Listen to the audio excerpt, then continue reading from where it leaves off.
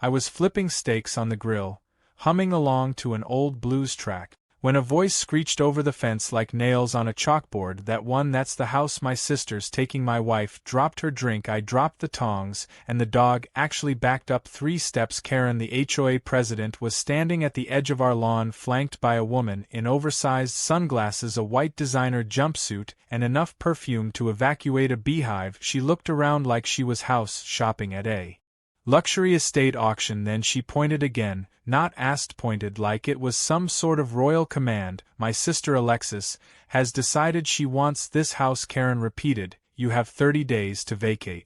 Now there are certain moments in life when your brain just doesn't know how to process what's being said. This was one of them. I blinked a few times, looked at my wife, she blinked back. We both laughed, at first not because it was funny, but because it sounded so far beyond stupid it had to be a joke. But Karen's face remained carved in smug stone. Then she stepped forward and handed me a letter printed on some faux official HOA letterhead. The language was wild. It claimed, due to an emergency reassignment provision and a special family consideration clause, the property was being transferred to a family member in need. Alexis was listed as the recipient. My name wasn't even mentioned.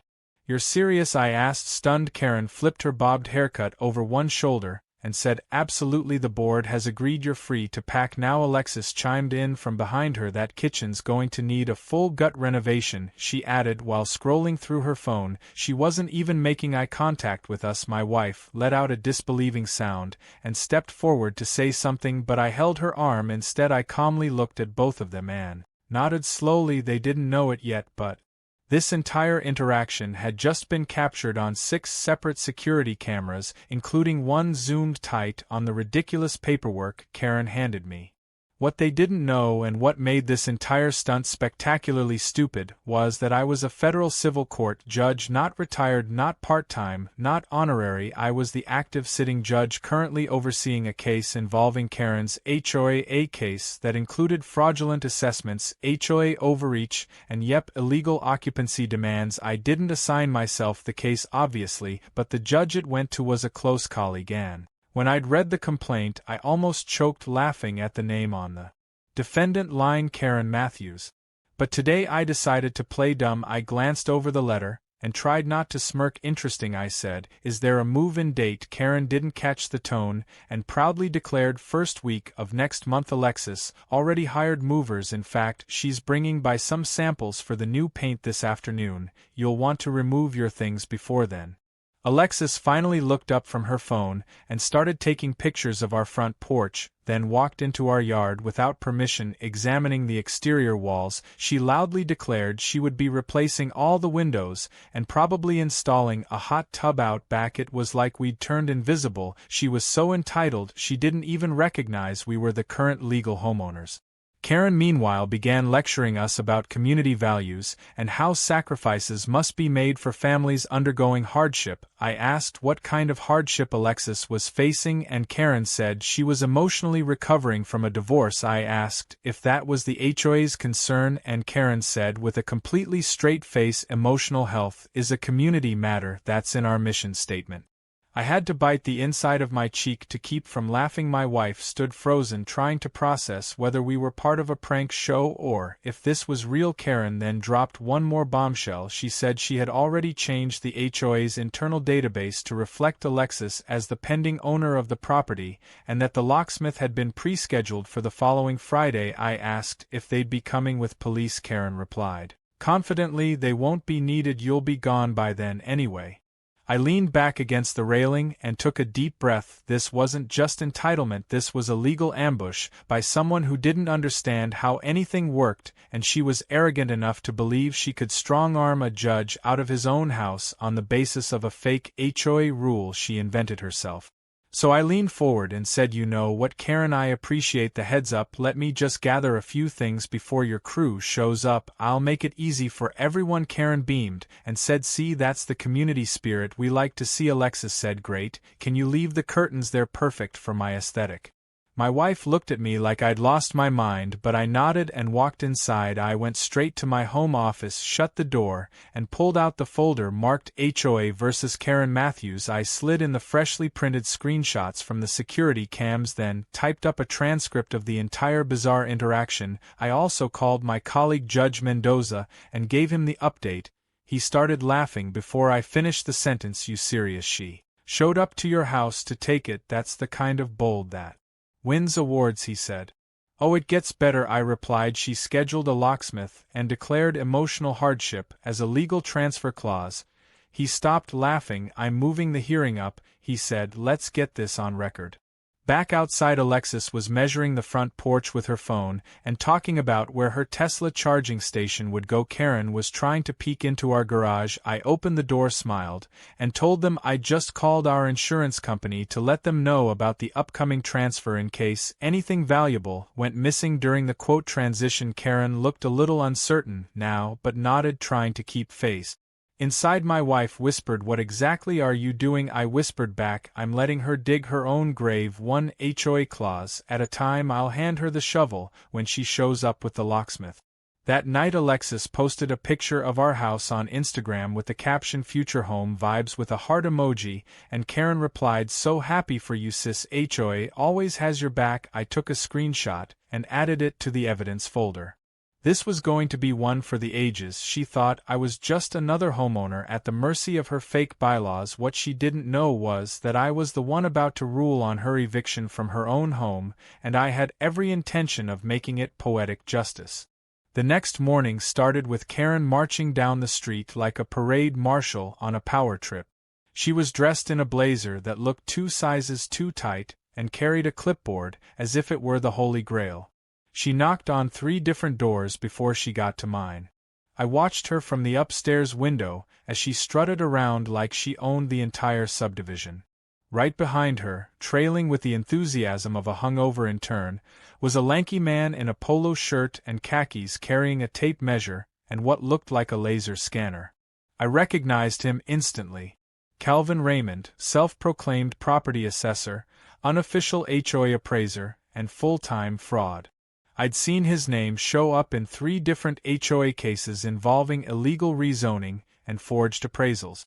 He had no real license and was under ongoing investigation.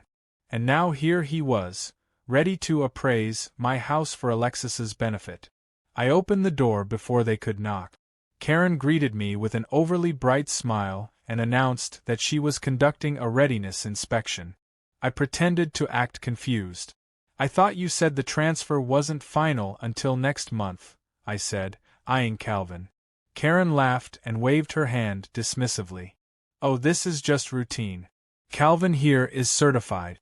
Alexis needs to know what renovations to plan for. You understand?" "Of course," I replied, stepping aside. "I'm always eager to help the community." They walked in like real estate agents showing off a model home. Calvin immediately pulled out his scanner and started mumbling numbers to himself. Karen trailed behind him with her clipboard, making notes and muttering things like outdated paint scheme and insufficient lighting in hallway. My wife, seated in the living room with her tablet, looked up with the kind of deadpan expression only someone raised in Brooklyn could master. "Can I help you?" she asked. Karen smiled sweetly. "No need, dear. Just making sure Alexis doesn't have any surprises when she moves in." My wife didn't even blink. "Oh, she's in for a surprise all right," she said, then went right back to reading. Calvin peeked into our kitchen, nodded approvingly at the granite countertops, and took a few measurements. Karen loudly declared that the island would probably be removed to make space for an open concept feel. I decided to join them and asked Calvin if he was bonded and licensed. He froze for a second but quickly recovered with a mumbled yes, of course. I asked which state board he was registered with. He gave me a name I knew didn't exist. I smiled, said nothing, and made a mental note to forward that bit to the investigators working on his pending case. Karen moved on to the upstairs and I followed casually, making sure to record everything on the discreet lapel camera I had clipped to my shirt. She walked straight into the master bedroom, looked around, and said Alexis is going to love this space. Probably knock out that wall and extend it into the closet.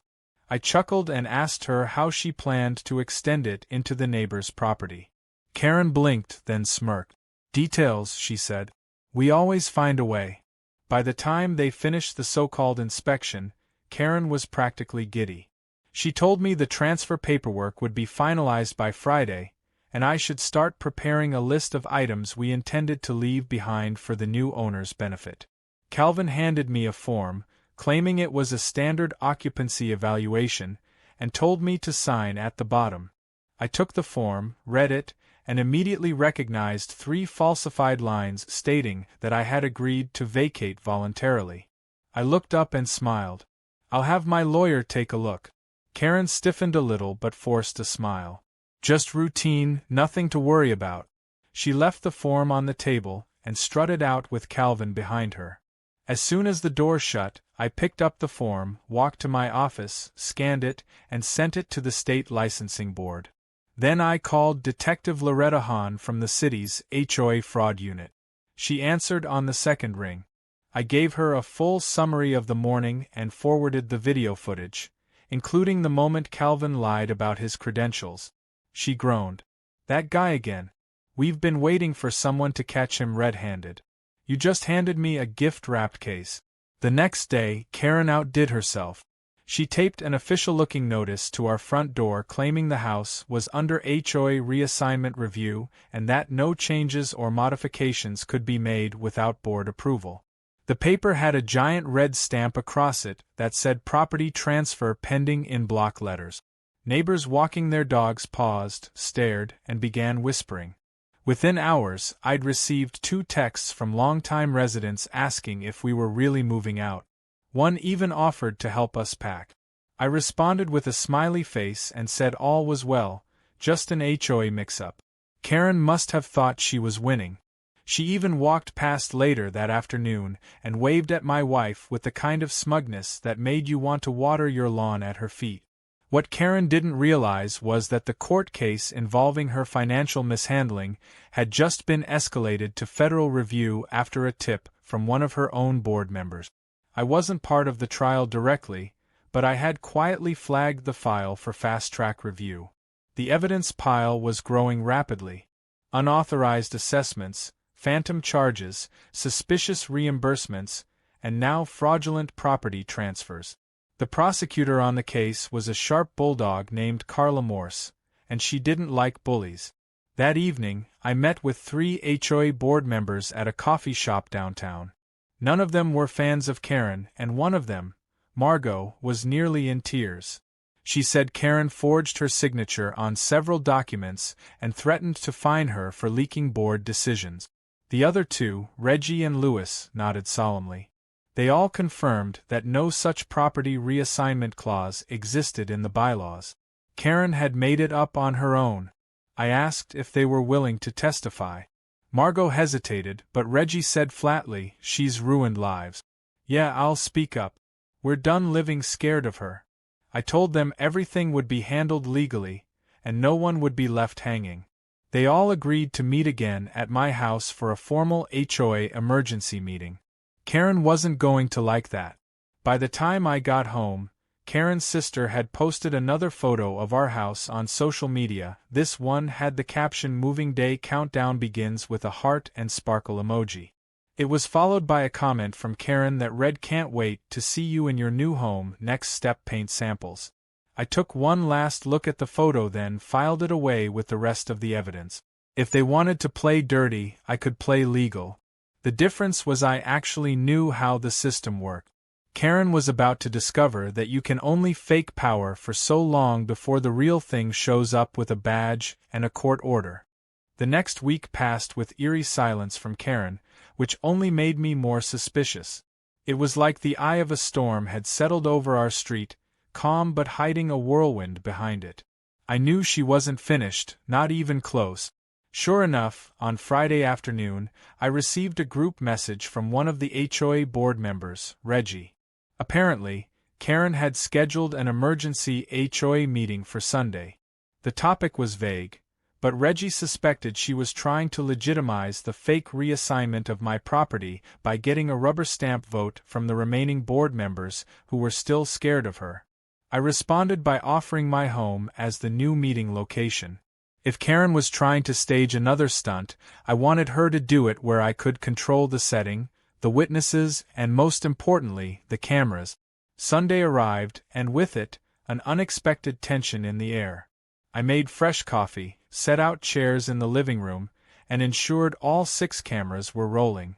My wife prepared snacks like we were hosting a casual game night. By noon, Reggie, Louis, and Margot were seated with us, looking around nervously.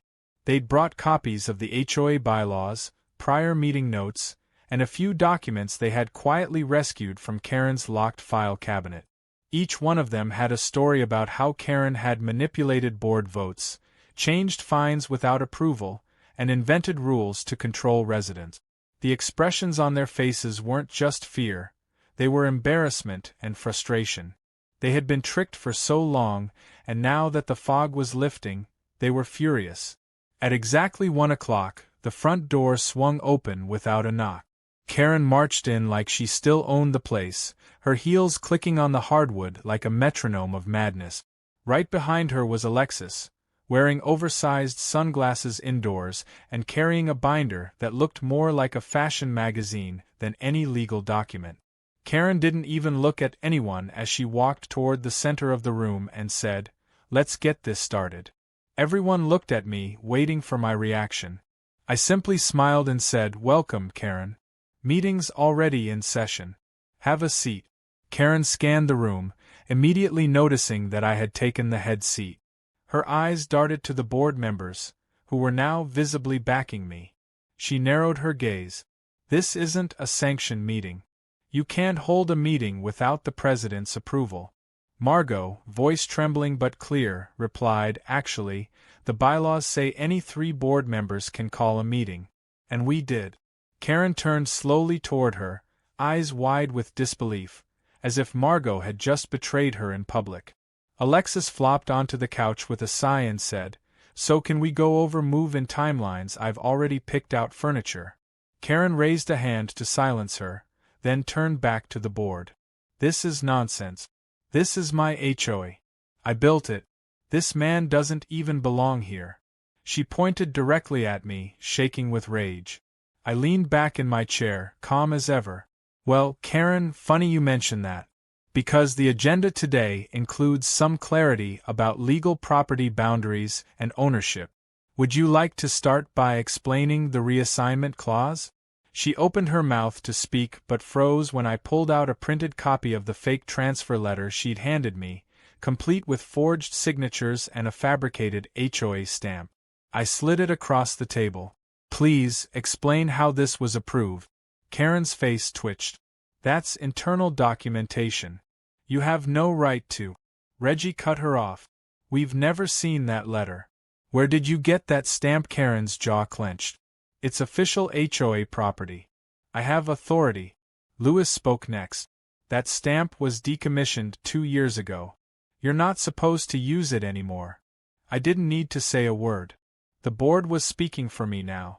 I just watched as the walls Karen had built so confidently began to crumble in front of her. Her face went pale. Then she did what all cornered bullies do. She lashed out. She screamed at the board for being cowards, accused them of betrayal, and claimed I was conspiring against her. Then she turned to Alexis and hissed, "We're leaving. These people are insane." Alexis looked up from her phone and asked, "So I'm not getting the house?" Karen didn't answer. She just stormed out the front door with Alexis trailing behind her in a haze of confusion and designer perfume. After they left, I turned to the board members. "That," I said, "is how you dismantle an empire built on intimidation." We spent the next hour organizing documents, drafting an emergency resolution to suspend Karen's presidential powers, and agreeing to file for a full community audit. I offered to connect them with the appropriate legal resources and even draft a preliminary motion to the county's HOA Oversight Board. They were tired but relieved. For the first time in months, they weren't being bullied. Later that evening, as the sun set and the last of the board members left, my wife and I sat on the back porch drinking tea. She looked at me and asked, "So now what?" I smiled. "Now we wait. She'll either escalate or retreat. But either way, she's exposed. And I have everything on record." Just as I finished speaking, my phone buzzed. It was an alert from our security system. Someone was on the front porch. I checked the feed and there she was again, Karen. But this time, she wasn't yelling or waving fake document. She was sobbing. Her face was streaked with tears, her clothes were disheveled, and she looked 10 years older than she had that morning. She sat on the steps, holding her head in her hands. I didn't go outside. I watched silently as she sat there for 10 minutes before finally walking away into the dark. No car, no Alexis, just her. Something had cracked. I had no doubt she'd be back, but not the same way. The show wasn't over. Not yet. Karen had just realized she'd lost control. And people like her don't handle that quietly. Inside, I reviewed the footage from the meeting and began organizing the files for the upcoming hearings. The story wasn't finished. Karen still had cards to play. But I had the truth, the law, and a court date with her name on it. And this time, she wouldn't be the one pointing fingers. She'd be the one answering questions, with a judge's gavel calling the shots. By Tuesday morning, the entire neighborhood had turned into a living rumor mill. It started with a few subtle glances during dog walks, then turned into whispers at mailboxes, and by mid-afternoon, it was full-blown speculation. People were openly discussing whether Karen had been fired, sued, or run out of town. Someone even claimed she had been arrested, which, while not yet true, wasn't too far from the future. I stayed quiet. I went about my day like nothing unusual had happened, sipping coffee on the porch while neighbors passed by a little too slowly, clearly hoping I'd confirm or deny something. I gave them a polite nod and let their imaginations do the rest. That same day, Margot called to tell me that several HOA members had begun withdrawing automatic payments. Others were demanding to see the books, something Karen had refused to share for years. A petition had begun circulating to formally remove her as president and freeze all HOA spending until a full audit could be performed. She said, almost in disbelief, that people were finally realizing they had been paying into something that didn't make sense. I told her to keep everything documented and suggested she prepare for a transition. Karen's reign was unraveling, and now it wasn't just about my house anymore. It was about everything she had tried to control through fear and manipulation. That evening, I received a package on my porch with no return label. Inside was a manila envelope packed with old financial documents, board meeting notes, and a flash drive. The handwriting on the note simply said, "Thought you should have these." Whoever sent it wanted to stay anonymous, but the files spoke volumes. The drive contained spreadsheets showing Karen had created duplicate invoices and paid herself back for non-existent expenses. One document even showed she used HOA funds to pay a landscaping crew to service her sister's house across town. Another line item covered an Airbnb rental during a supposed conference trip that had no confirmation. The amount of misappropriation was staggering. I forwarded the documents to Carla Morse, the prosecutor assigned to the HOA case. Within the hour, she replied with one sentence, "This is enough for felony charges." The next day, a team from the state auditor's office arrived at the HOA office. They were armed with clipboards, laptops, and a level of determination that only shows up when someone knows they've found a live wire. Karen wasn't there. In fact, she hadn't been seen all morning. Alexis, however, had posted a cryptic Instagram story about being targeted by jealous haters, and that greatness always scares the small-minded. She also mentioned her upcoming move-in with a smiling selfie in front of our mailbox. I stood by the window, watching the auditors march in and out of the small HOA office like a SWAT team with laptop. Then around noon, Karen's SUV screeched into the parking lot. She leapt out of the car, wild-eyed and shouting before she even reached the door. Neighbors gathered. Phones came out. And just like that, Karen's meltdown went viral. She screamed about private property, fake audits, and personal vendettas. She tried to grab documents from one of the state agents, who calmly handed her a printed warrant authorizing the investigation. She snatched it, tore it in half, then stomped off in tears. The agents barely blinked. One of them calmly picked up the torn paper, pulled out a second copy from his folder, and continued working. That single scene told everyone watching exactly who was in control now. Back at home, I received a message from Officer Riggs, the same officer who had previously been assigned to our neighborhood complaints. He said Karen had tried to file a harassment claim against me and the HOA board. When he asked for evidence, she produced her infamous fake transfer letter and a list of grievances that included statements like, "He's occupying my sister's future home." Riggs told her calmly that not only was the letter forged, but the property was in no legal dispute and the transfer clause she kept referencing did not exist anywhere in municipal code. She apparently left the station in tears, muttering about betrayal and conspiracies. That night, Alexis did what Karen hadn't dared. She made a move.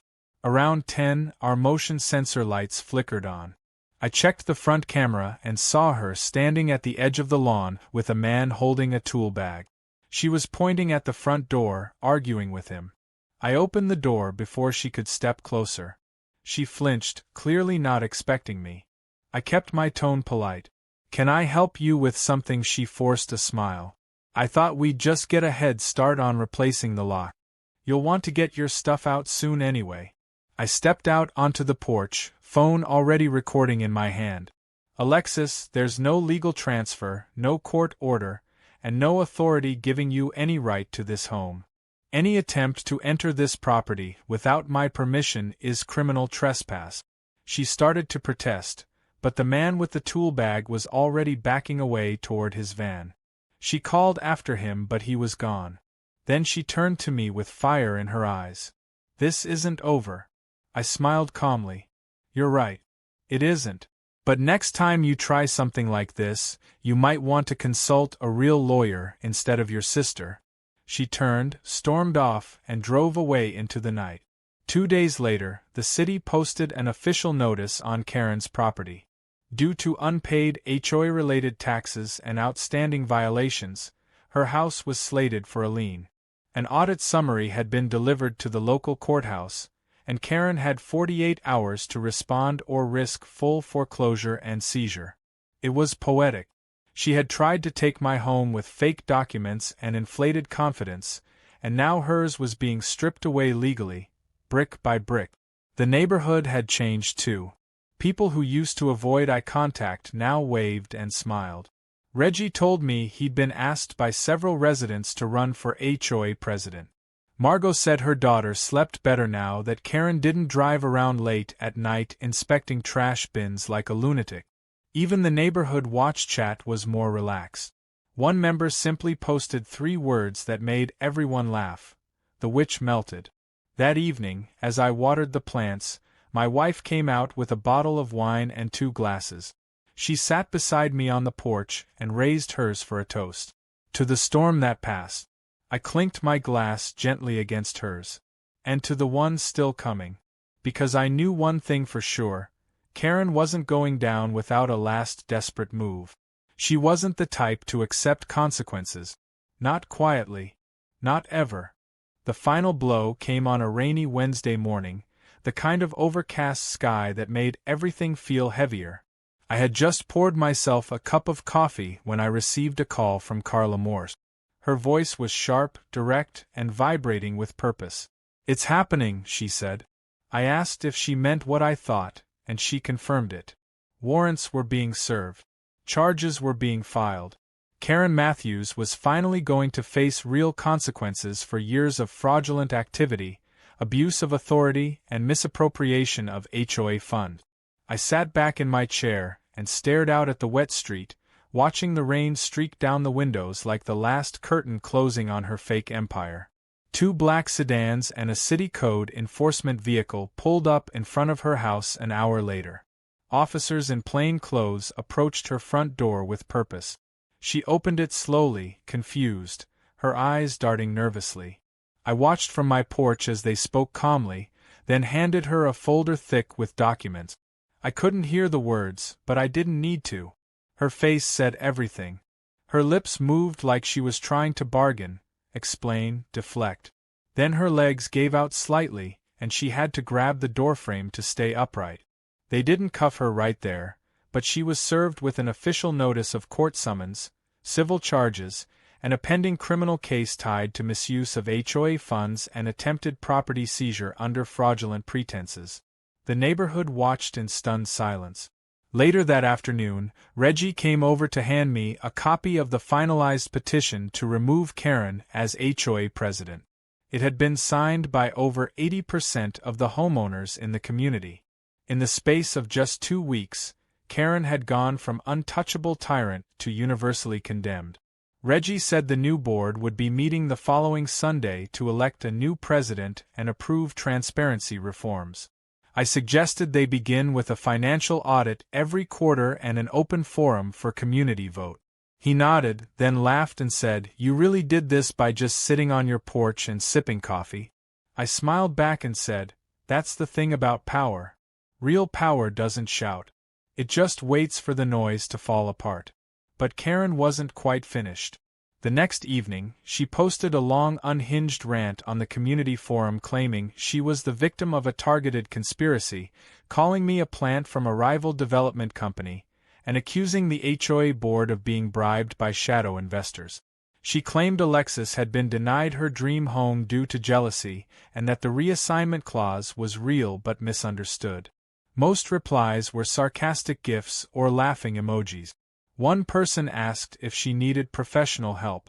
Another posted a photo of her house with the caption "Eviction vibes pending." The biggest surprise came at the end of the week when a moving truck showed up in front of Karen's home.